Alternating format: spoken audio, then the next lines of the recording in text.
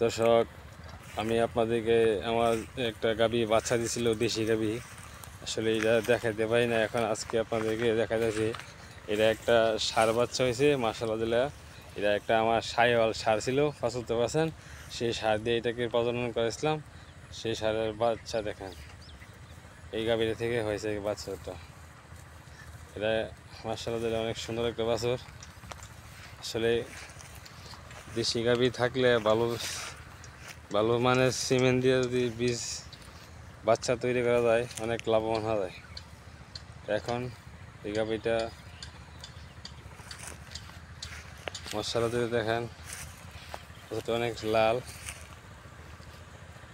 এই গরুগুলি ঘাস খাইতেছে।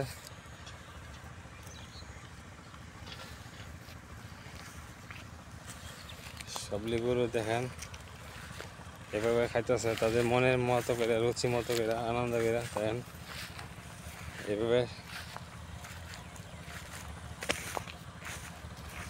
সবগুলি গরু সবসময় এভাবে ঘাস খায় আর কি।